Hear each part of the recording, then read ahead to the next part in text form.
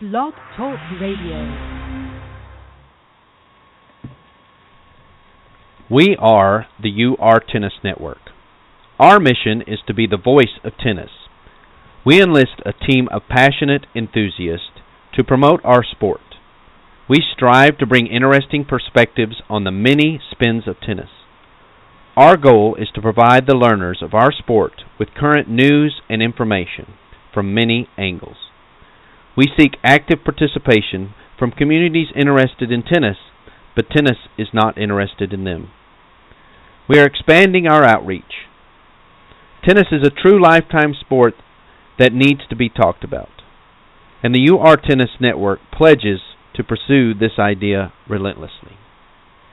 Good morning and welcome to the Parenting Aces radio show on Blog Talk Radio's UR Tennis Network. I'm your host, Lisa Stone, and we have a great show for you today focused around junior tennis development, and I think you're going to find today's guest very interesting and also very thought-provoking. So I hope you will enjoy it. If you have questions today, as always, you know you can call in. We'd love to hear from you. That number is 714-583-6853. Again, 714-583-6853 if you have questions.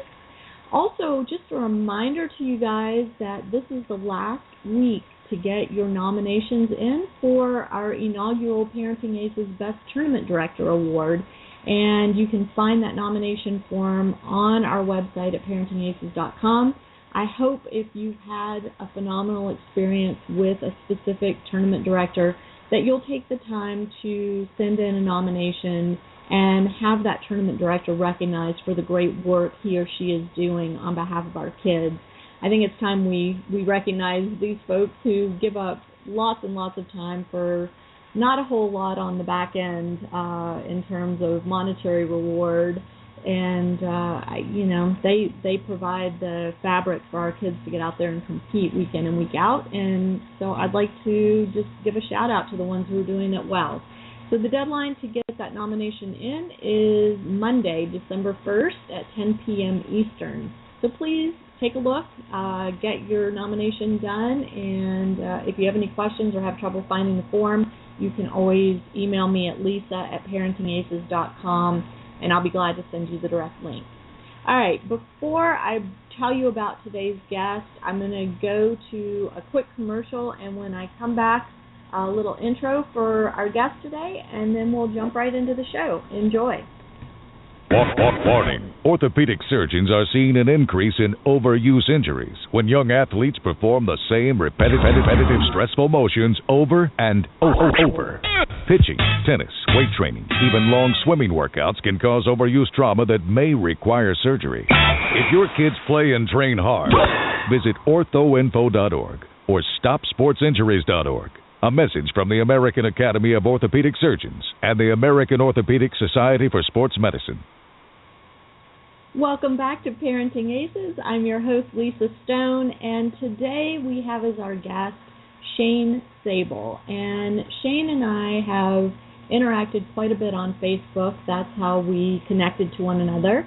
And Shane is currently coaching juniors. He is at the Tri-State Athletic Club in Evansville, Indiana. But before that, he was a nationally ranked junior coming up. He played in college at the University of Wisconsin and played on the satellite tour for a bit. He then jumped into coaching and worked for Nick Saviano, who you may remember as a guest on the show last year. Nick has also been working with Jeannie Bouchard, although he just announced that they have terminated that coaching relationship, which I'm a little disappointed to hear. For both of them, I think that was a win-win for them, but I wish them the best of luck moving forward. But anyway, Shane coached for Nick for 2 years. He was the head pro at Terramar Park in Parkland, Florida for 5 years, coached at Turnberry Isle, Aventura, Florida for 3 years, and as I said, he's currently in Indiana. He also has another hat that he wears in that he was the co-founder of Soulfire Tennis Clothing. And so for those of you who watch the professional matches, either in person or on TV, You've probably seen some of the pros wearing Soulfire in recent months, and so that's kind of a cool side venture that Shane has. So without any further ado, I'm going to bring Shane on the line. Shane, are you with us? I'm here. Great. Thanks so much for joining us today and sharing your experience and your coaching philosophy with the rest of us. Thank you for having me. I really appreciate the opportunity. Sure. I'm having trouble hearing you. I don't know if maybe you can turn the volume up on your end just a bit. Can you hear me? I mean, I'm hearing you. It's just a little faint. One second.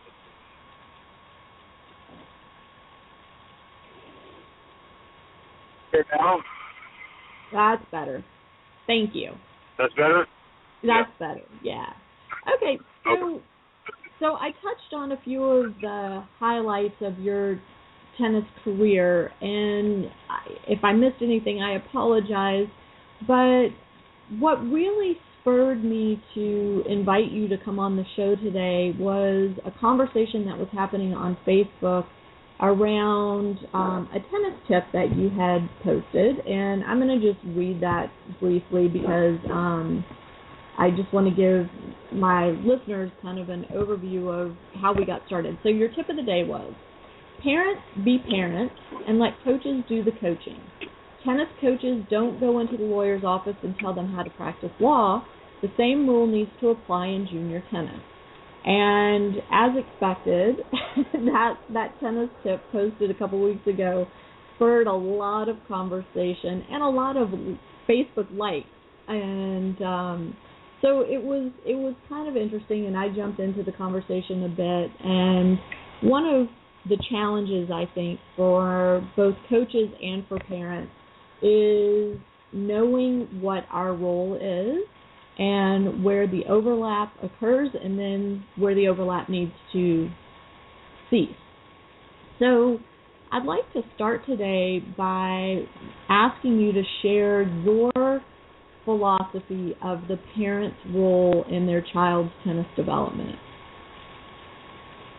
To me, the parent's role in the tennis development of a junior player would be to support their kids both financially and emotionally, and to help with the process and to actually be the deciding factor of who would be coaching the kids, who would be doing the fitness training for the kids, interacting with those coaches and trainers as to which tournaments and probably meeting with the parents once every month or two and having a broad game plan.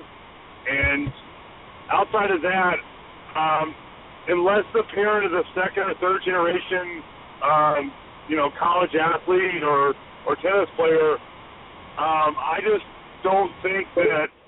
I think it takes up a lot of time, and it's counterproductive a lot of times to always be going back and forth on strategy with teaching professionals that have spent their entire lives coaching tennis. Well, that's a valid point, and playing devil's advocate a bit, there are a lot of teaching professionals out there that call themselves teaching professionals but really aren't. And so I'm hoping maybe you can shed some... I'm sorry?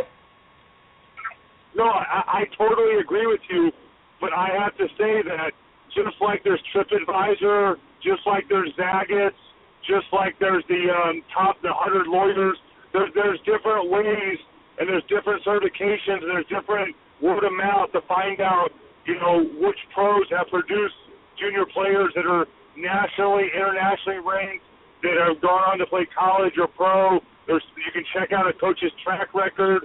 Most coaches will provide you their track record. So I think that going back to what is the parent's role, one of the parents' biggest role in the whole development process would be scouring the potential candidates out there and finding a great teaching professional for their kids, especially between the ages of 4 and 9. I think that is one of the parents' biggest roles in the whole development process.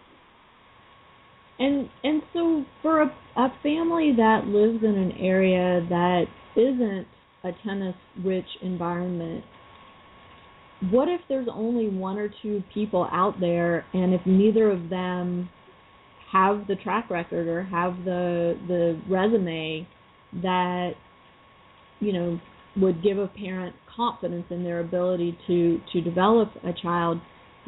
What's a parent to do in that situation? I grew up in Evansville, Indiana, and right now it's a town of about 300,000 in the surrounding areas.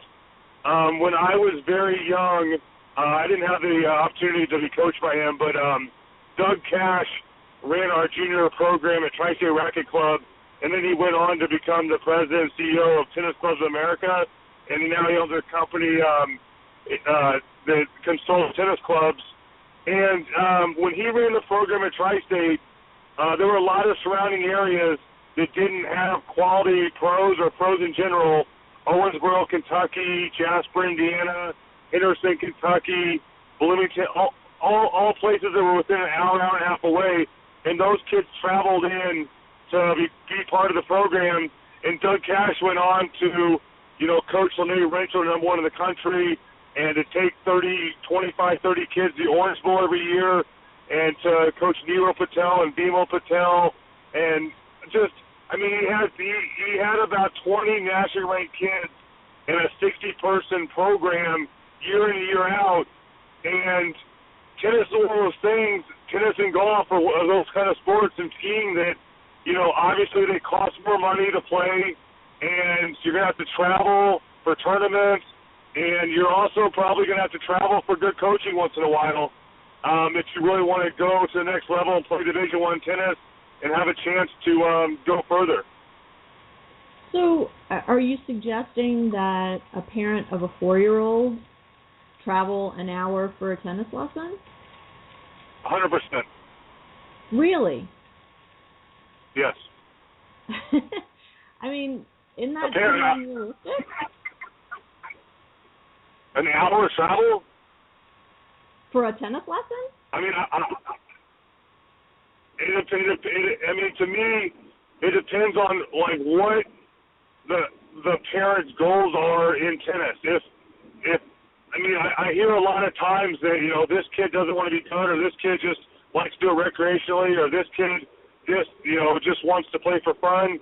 Well, that's great and all, but I think every kid should have the chance to have the right strokes and to develop the kind of game that they can play for the rest of their lives, and nobody should limit where they can go with their game. And I think between the ages of 4 and 7, if you don't have the right foundation, it's going to be very tough for you to take your game to the highest point you can get to. And to be honest with you, with the amount of people coaching tennis and coaching sports and physical training people and having certifications in the States now, I don't think you can find that many metropolitan areas in the U.S. that within 30 to 45 minutes you can't find a decent professional. Right, and I understand that for, you know, an older kid, but I'm questioning, you know, for these younger children who aren't even in school yet, you know, does that make sense for a family? I think, to be honest with you, the biggest pitfall that the U.S. has had in development over the last 30 years is that we, our best teaching professionals, like to cherry pick and coach a lot of the top kids once they're 13, 14, and 15, whereas in France, all the top coaches work with 4, 5, and 6-year-olds, and then they work with them again at 16 and 17, 18. I think that if you want your kid to have a career and to play Division I or get a college scholarship, then you're going to have to find, or if you don't want to travel at 4, wait 2 years and start at 6, because not a lot happens between 4 and 6. I mean, you're re-teaching a lot of the same things. So if you want to wait till 6 and you're in an area that doesn't have a quality pro, wait till 6 to travel to half an hour for those lessons. Okay. All right. And so one thing you just mentioned in describing what the goals are is having fun and playing recreationally.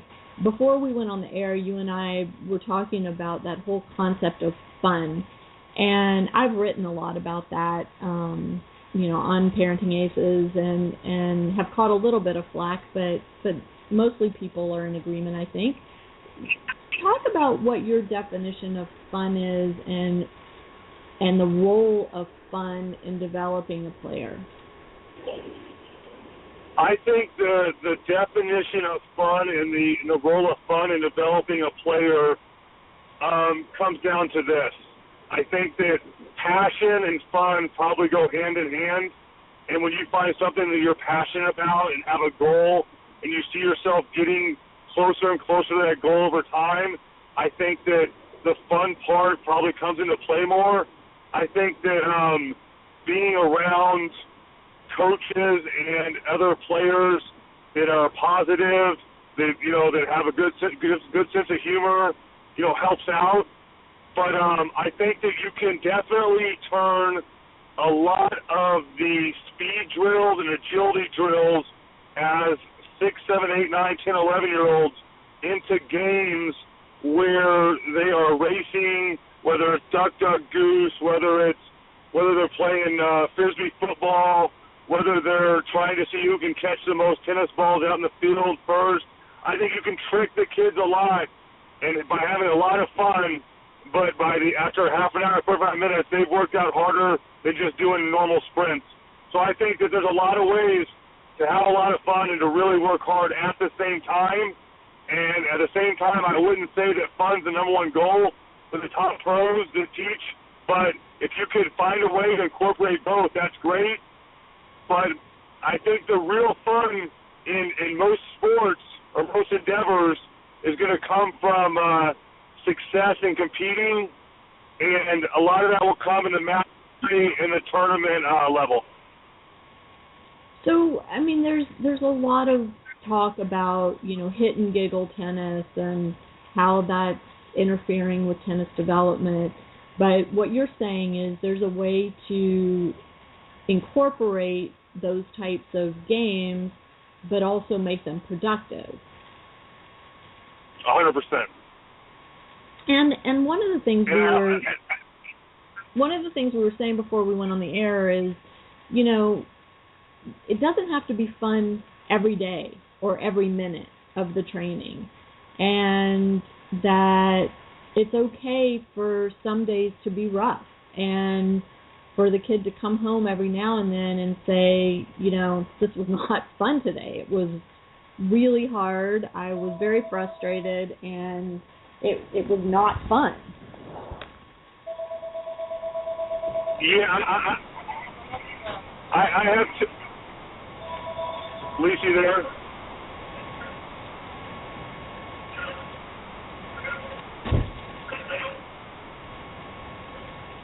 Sorry. Lisa? Sorry, had a little technical difficulty there. Go ahead. Lisa. Yes, sorry. I've had two great mentors in my life. One on the business side, and that was J. Darius Bykoff, who started the company Vitamin Water and Glasso and sold it to Coca-Cola for $4 billion. And he loves tennis, plays it a ton, wrote me a recommendation for business school. And what he always told me is, I was getting ready to go to my graduate business school, and he said, Shane, it's all about the journey. You got to enjoy the journey. So I always keep that in mind. And the second thing is I've been very fortunate over the past 5 or 6 years to work for a guy named Kenneth Collins, who coached Davis Cup in Ivory Coast for 5 years, worked for Arthur Ashe, coached Grambling, coached Tyler, coached on the tour, and ran my program, United States Tennis Federation, in Terramar Park in Florida, and sent 25 kids to college scholarships and had 70 kids ranked in the top 10 in Florida from the ages, he started them at 4 years old up to 18, and it was a very inexpensive program. Most of the kids spent 10 or 12 grand a year between the ages of 14 and 18 and got $150,000 to $250,000 scholarships. So, and he always says that, you really got to, the parent has to either be the nice guy and the coach has to be the mean guy, or the coach has to be the mean guy and the parent has to be the nice guy. You can't have both sides pounding at the kid. So if the parent's really hard on the kid at home and really tough, then the coach has to kind of play the nicer role, and vice versa, because if the kid has both sides, grilling them, they're going to shut down. Or if the kid has, both sides being so nice, they're going to be too soft. So I'm not saying that the coach always has to be the strictest of the two. I'm saying you have to know your players, know your parents, know the whole process, and feel out. I don't think there's a cookie-cutter approach to it. Right, which requires a lot of communication between the parent and the coach then. Not 100%. I think you can read enough and get enough from the parents when they're around and from the kids and what they say about the parents and what have you. I think that it is good to have scheduled time to talk with the parents every once in a while, but I don't think that they should feel like our time is not important and they can call us any hour of the night, or they can, complain all the time. I think that once, it's almost like a contract. Once you decide on a pro and you've checked out their resume and what they do, and once you see a progress going on and stroke formation and tournament results, I think that there needs to be enough separation that you gotta appreciate their time and realize that they're doing this for a living, and maybe schedule every couple of weeks to have a 30-minute or hour meeting. So in your role as coach, are you the one that takes the players to the tournaments and watches the matches, or do the parents do that? I do that a lot, yes. Sorry? I do that a lot. I was down in Florida for the last 6 years in Parkland, which is 10 miles west of Boca Raton. And in that area, 90% of the tournaments are within a 10-mile radius. So it's kind of like both are going to the tournaments usually. But now that I'm back in Indiana, most of the tournaments are at least 3 to 4 hours away. So I go to a lot of the tournaments with the kids. And it's a lot of the coaches shy away from that nowadays because they say it's a liability situation.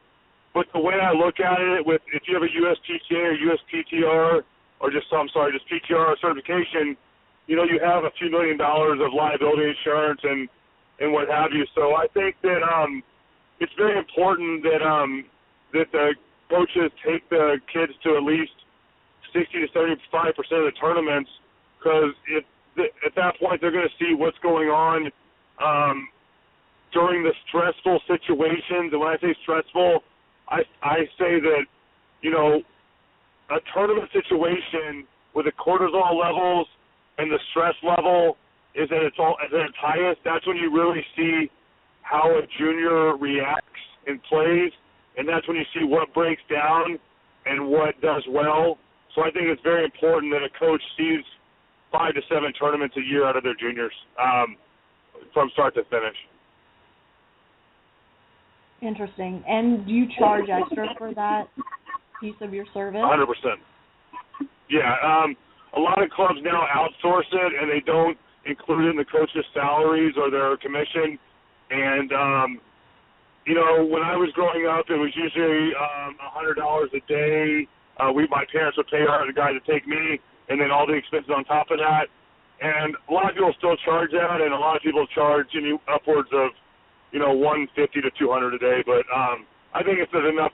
I think somewhere between $100 and $200 a day with expenses covers that. And I know that a lot of parents are very busy and have other kids and things like that. So I think it's nice to have. And also, looking back on my playing and my tennis life, my most favorite thing over the last, I'm 37, call it lasted 30 years since I've been traveling full-time playing, is traveling around, seeing the country, meeting people from other areas. I'm still lifelong friends with a lot of kids I grew up playing juniors with. So I think when a lot of the fun you're talking about, where's the fun at? The most fun I had playing tennis my whole life is traveling the country and traveling the world and meeting people and be able to hit tennis balls in any part of the world, and the relationships that you have throughout your life from tennis. I think that's very, very much fun. Sure. And I have that on a much lower level than you, but yeah, I'm still friends with kids that I played in the juniors too. It's pretty awesome. But also, like you and I and everybody else on Facebook and bouncing our ideas off each other, we're very passionate about the same thing. So it's very cool to interact with people about something everyone's passionate about. Absolutely. One of the things that kind of got discussed during that whole Facebook exchange was that you feel like the parents are entrusting you as the coach with the job of taking their kids all the way through tennis development to a college scholarship. And 100%. I'm sorry? 100%. Okay. So if that's the goal, that I then asked you, so what's your formula? I mean, because college scholarships are tough to come by, especially for the boys these days, and it's a tough kind of sell. I think parents may be skeptical to hear a coach say, I'm going to get your kid a college scholarship. So can you talk a little bit about what your strategy is? I'm not asking you to give away any trade secrets, but maybe, some of the things that you do or relationships that you've built that help the kids achieve that goal. Okay. First and foremost, I think that any parent that is going to be spending the kind of money that tennis costs, that their kid, after, call it 10 to 12 years of paying that and practicing at that level, should at least have the opportunity to play college if they so desire. So let's start with that premise. And then secondly, I would say that, working with both Nick Saviano and Kenneth Collins, two of the better coaches probably in the world, and very approachable guys and very much guys that are well-rounded outside of tennis. A lot of it, working with both of those guys, a lot of it has to do with the same rituals each and every day for a lot of years.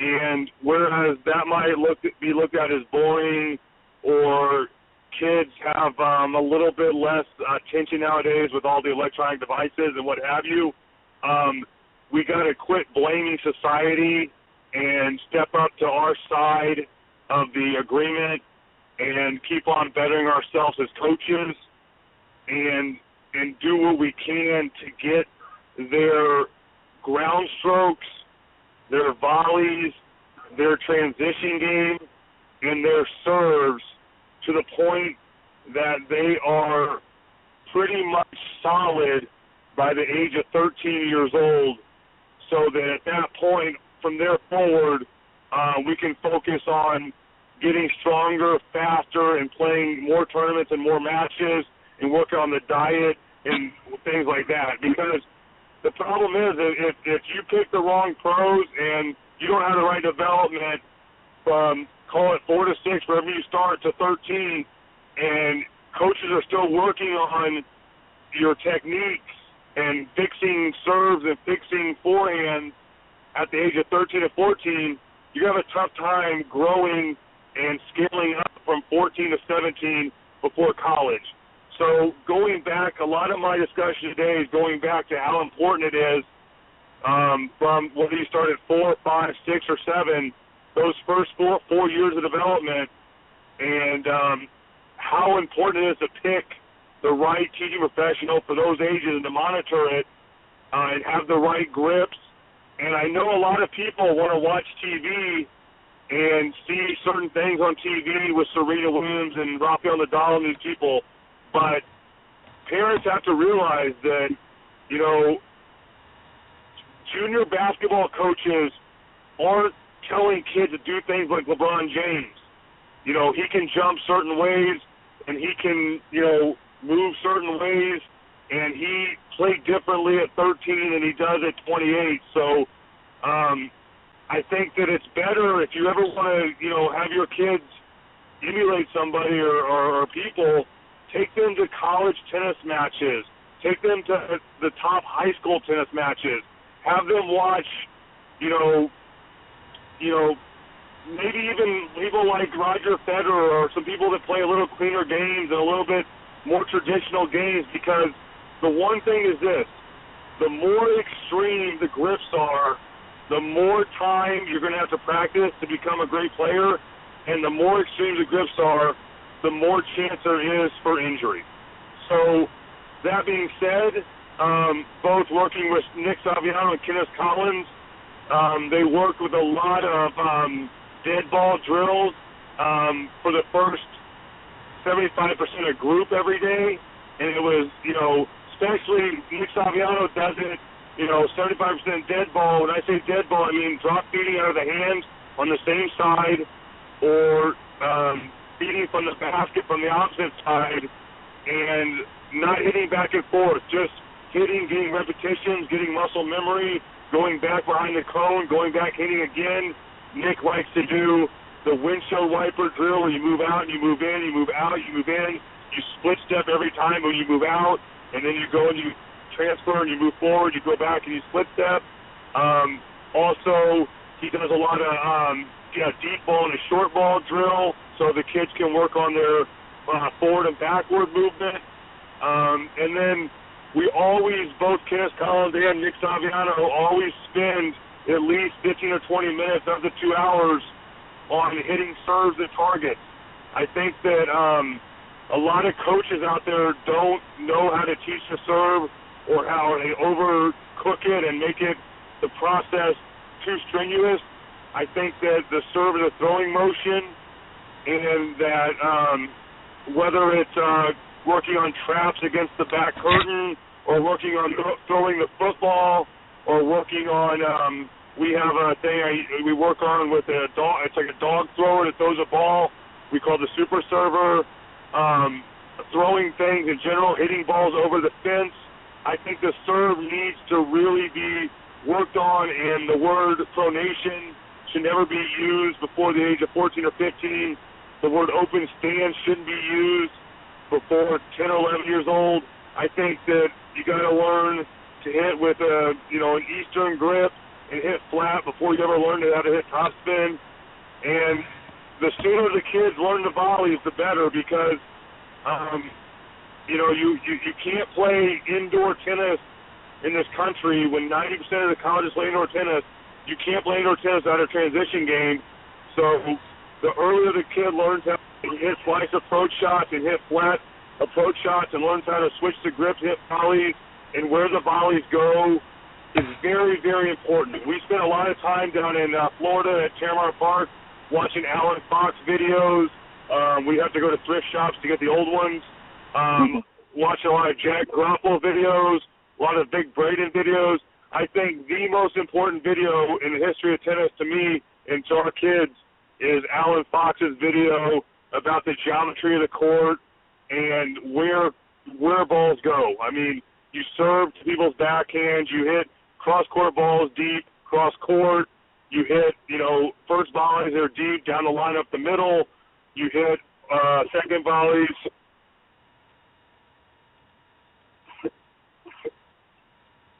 Oh, Shane, you there? Hello? Yeah, I'm sorry. Another call was trying to come in. But I just think that basically you have to treat the kid like they are 2 to 3 years older than they are, and they're going to have to play the tennis 2 to 3 inches shorter than they are. So you got to get them getting low early at all times, and treating themselves like they're 2 or 3 years older at all times. And to be honest with you, I think that most kids have the potential to play college tennis. I just think that somewhere in the whole process, they've had the wrong pros or switched pros too many times, or got the wrong message, or didn't have the right game plan.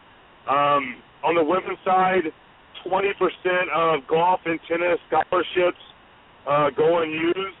So any girl that can get in the top 70 or 80 of their region, call it 100 of their region, can play for at least a 75% scholarship.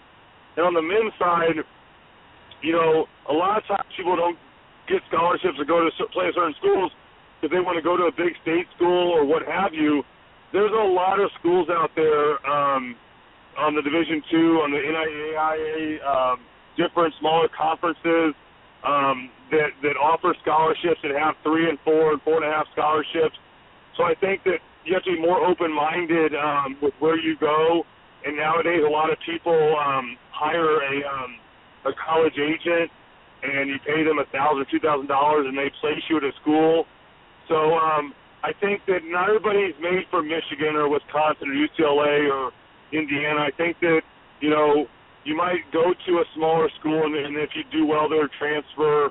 And I think a lot of smaller schools have just a good education nowadays as the bigger ones. So you have to be more open-minded as where you're going to play at. That's a major part of the scholarship process on the boys' side. So when you say that every kid can play college tennis, obviously you're speaking about. No.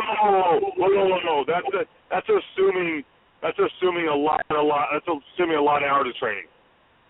Right. But I'm saying over the course of 8 or 10 years. Right. But not every kid comes to tennis with either the passion for the sport, the intrinsic motivation to work hard to achieve that level, or they don't want to play college sports. I mean, that's just not in their game plan. So do you choose not to work with kids who aren't on that pathway, or I mean, how do you differentiate? And 100%. I work with a lot of younger kids in a big group setting, you know, once a week that are 3, 4, or 5, 6. I don't know where they want to go. Nobody knows. They're not even. They don't have their brains not fully developed, and their thoughts on life aren't fully developed. And I grew up with a lot of kids that didn't love it, and at 14 and 15 had success and went on to become All-Americans. I mean, who's to say when we're going to like it and love it and get after it, and who's to say, you know, Andre Agassi said he hated it, or Ali said he hated training, but would he change everything that he got and all the access he has and all the ways that he's given back, Andre, because of, you know, what tennis has given him? I mean, I think it's tough to, I think everybody's trying to overthink it by, you know, oh, my 6-year-old or my 7-year-old doesn't like this or likes this or doesn't like that or likes this. Or, you know, when I was growing up, you know, it wasn't that long ago, but kids had to go to etiquette school. They had to take piano lessons. They had to take violin lessons.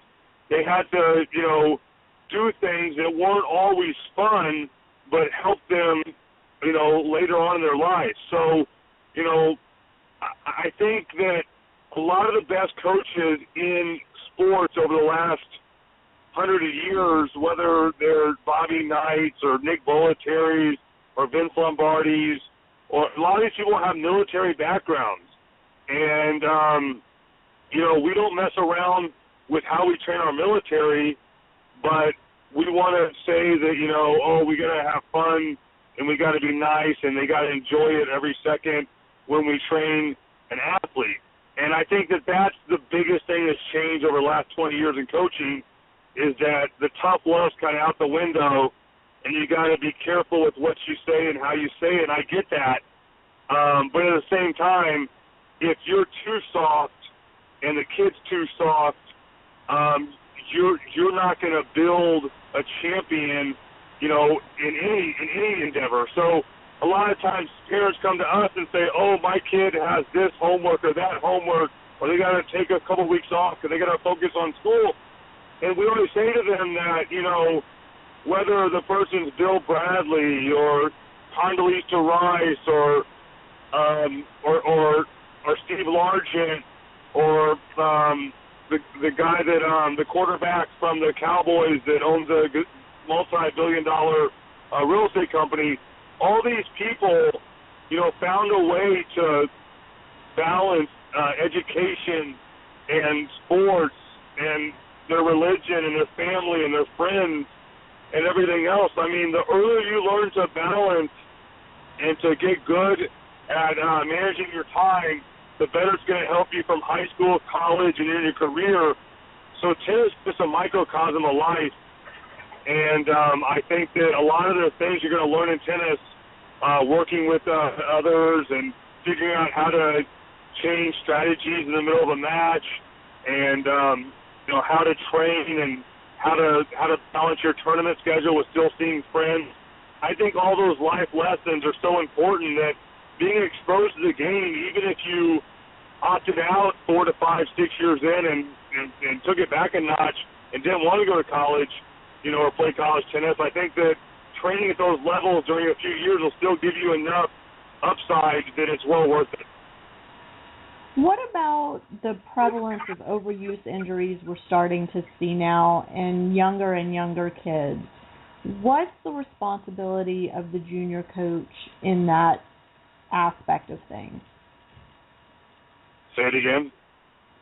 The prevalence of overuse injuries that we're seeing in the kids we're seeing adult injuries in younger and younger kids now due to overtraining, overuse. It has a lot to. Sorry? It has a lot to do with teaching the open stance at an early age, teaching pronation too early. Definitely the polyester strings. A lot of the companies are pushing that. There's a combination of things that are leading toward that, and I can hit on a lot of them if you want me to, or I cannot. But I have a pretty strong feelings of why that's going on, and a lot of it's documented. Well, I mean, my question is, what's the role of the coach in terms of preventing these types of injuries or managing them once they begin to crop up?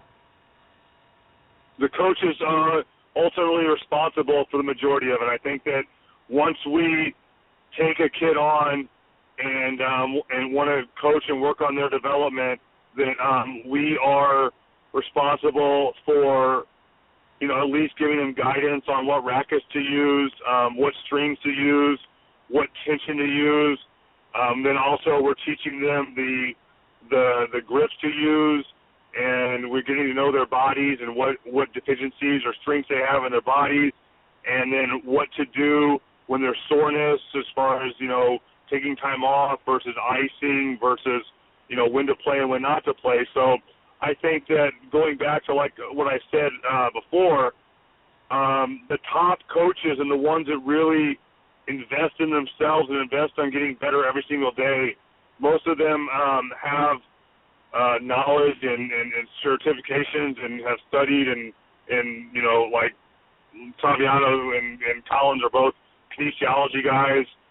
So I think that, there's such a wide range of coaches between the top and the bottom that, like I said before, it's really, really important to be working with somebody that's a top coach that will take your kid on and that will manage the whole process. And also when they get to be 14 and 15 and 16, that coach has to be working hand in hand with a physical trainer, somebody that's in the gym with them, and that's definitely part of the team. And most coaches have good access to that and are overseeing that as well. So I think that the coach is totally responsible for injuries, for who to send them to try to remediate injuries, and also what kind of stuff is better to have them have less chance of getting injured. I wonder what percentage of junior coaches have real knowledge about equipment, strings, tension, all of that. I mean, in my experience, I haven't come across very many. Where do you live? In Atlanta. I think that most coaches that have played at a decently high level or that still continue to play have a pretty good gauge on equipment and strings. I think the problem sometimes with coaches is the ones that are not playing as much or hitting as much, they're not really trying out and feeling the rackets and seeing what they're like in matches and things like that. So I think it's very important that the coaches are trying the different rackets and trying the different strings and trying the kind of rackets and string combinations their players are using. I do that all the time. I always switch strings and try the rackets they're using, and you know, I pick up old junior rackets from thrift shops to I mean, it's just there's the difference in weight between a junior tennis racket from the 80s versus now is huge. I mean, the old Prince Juniors, you know, weighed a couple ounces heavier than these small Babolat rackets. So I think that as a tennis pro, if you want to justify, you know, charging a decent amount per hour and charging a decent amount to take kids to tournaments, you have to be held responsible for results, for the kid getting better, and for the injury management, and for all these things. I think that you know, whereas a high performance junior coach differs from a teaching club pro is a major difference. It would be like comparing apples to oranges. And if you want your kid to have a chance to play at the collegiate level or have a chance to go beyond that, you're going to have to find a master professional. And there are a lot of them out there, but you have to search them, and they're busy, and they're going to want to know that you guys are going to be dedicated. But there's a lot of them out there, and the issue nowadays is that a lot of the teaching pros have become salesmen and marketers and what have you, and they don't really have a track record or a lot of success or accolades, and so, but they become popular with kids going there. And I think that the parent, like we went back to, you know, what we were talking about earlier in the conversation, the biggest role for the parent would be the investing their time and energy, you know, before they select coaches and then selecting or changing coaches. I mean, that is probably the biggest onus on the parent, would be selecting the man or woman that is going to be around their kid and shaping and helping mold their kid over the course of anywhere between 4 to 8 to 14 years of their life. It's very, very important. Checking the backgrounds of them, checking their resumes, checking what kind of person they are, interviewing them, all those things prior to ever hiring them is probably the biggest thing a parent needs to be doing. In your opinion, what should the balance be between instructional time and just getting out and playing matches? It depends on the ages. I think when they're between the ages of, call it 4 to 6 to 10 or 11, you're going to have more instructional than playing matches. And, so at that point, you're probably 80-20 instructional versus matches. As the kid gets to be 13, 14, 15 years old, the match play is going to be more and more important. So I think that at that point, you're probably more of 60 of the instruction and 40 of the match play. Okay. But the majority of the way Nick Sabel does it, his academy, with the kids that are between 6 and about 13-ish, it's about 75-25 on the instructional versus match play, and then his top kids between 14 and 18 are probably about 50-50. It's a lot more live ball and match play because their technique is sound by then, and they're playing tournaments every week. Right. What is your opinion on the Red, Orange, Green initiative with the youngest kids? I think it is great for the masses. That being said, I think that for a kid that wants to go to college and go above college, I think that by the time they're 7 years old, if they're not playing with a regular ball, they're going to be behind the 8 ball, and they're going to be behind the development curve. And, a lot of 7-year-olds at that point are playing 10 and under, 12 and under tournaments because that's the only place they can play now. I think it's amazing for beginners the first couple of years. It's had different names over the last 30 years, but most of the top junior coaches have all used softer balls and hula hoops and different and 3 balls and a sock and different things like that over the last 30 years. It's always had different names and smaller nets. So this is nothing new. It's just an initiative to get more people involved in the sport. We do it on Friday, the Tri-State Athletic Club. We have the court broken up with our 3, 4, and some 5-year-olds on one half with 2 nets. We have our 6, 7, 8, 9-year-olds on the next court, a couple nets. Then we have our 9, 10, 11s, are split up on the next couple of courts using bigger courts. I mean, I think it's a great way to get people into the sport and to work on the hand-eye coordination and to learn to be around people and what have you.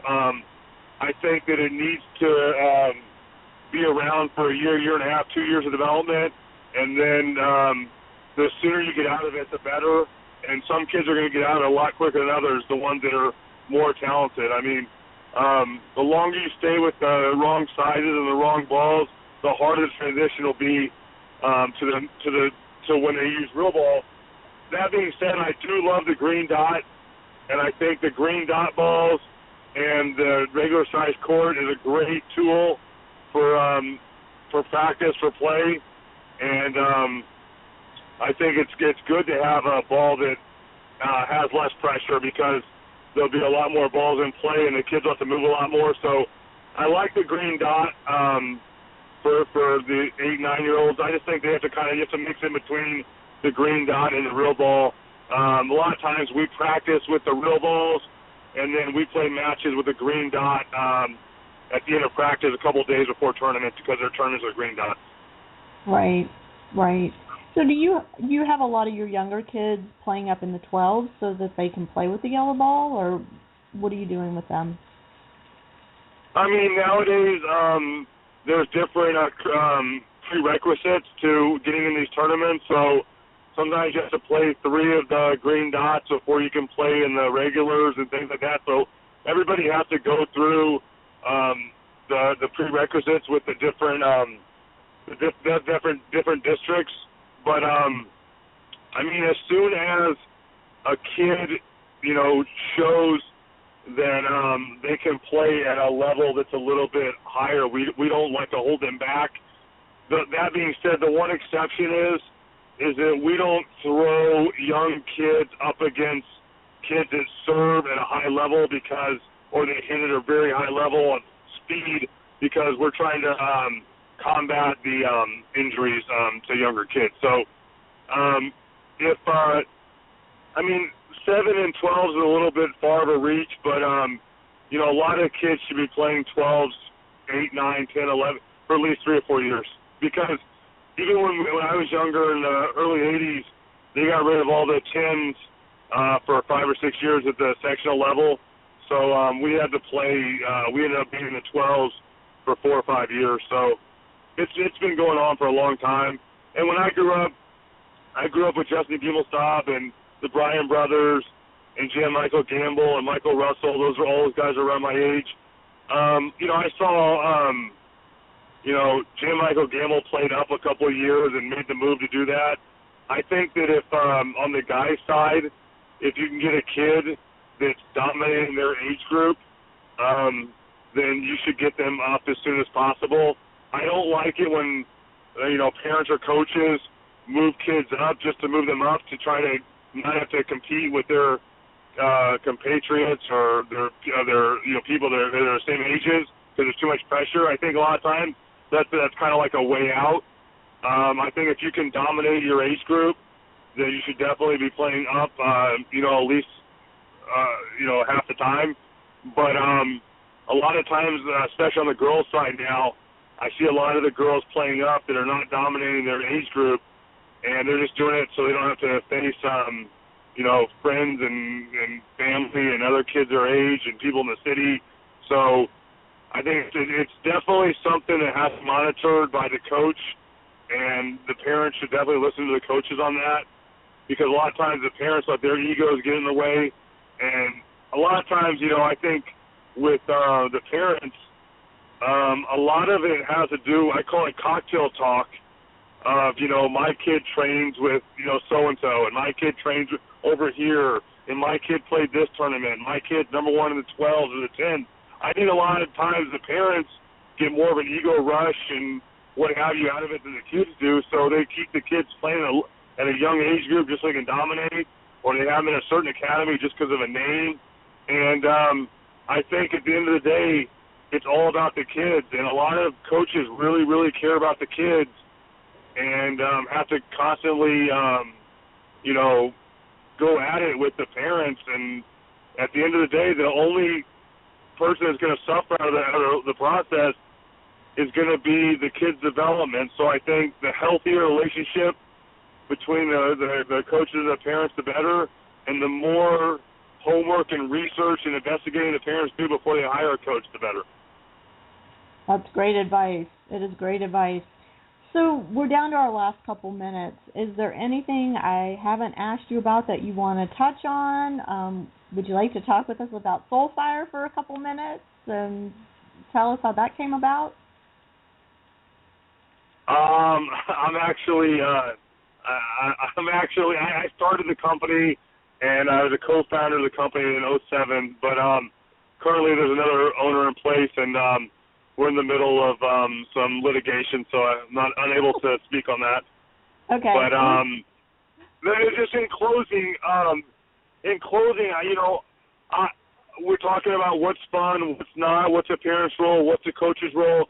I think that, if the parents and the coaches and the kids can get on the same page as early as possible, and if the coach can kind of draw out to the parents and the kids what their coaching philosophy is, what the game plan is, what the broad strokes of the next few years will look like, and how often we're going to, sit back and talk and check the results and things like that.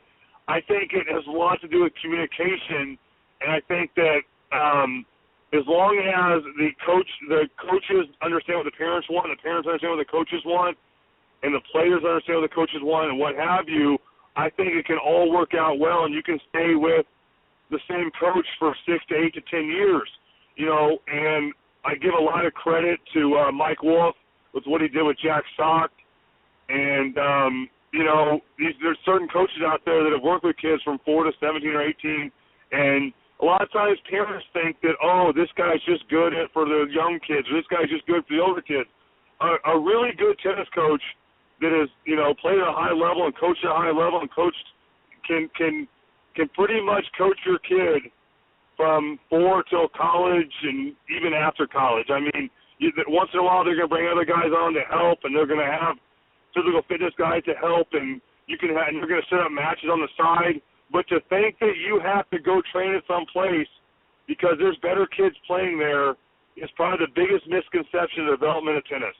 If that were the case, Tiger Woods, LeBron James, Michael Jordan, Roger Federer, Serena Williams wouldn't be able to get better because there's nobody better than them. So for a parent to say my kid has to go somewhere else because there's better players is totally the wrong answer. And, you can set up practice matches 3 or 4 nights a week for your kids. Coaches will help you do it with adults. Dead ball drills are going to be at least 30, 40% of the time.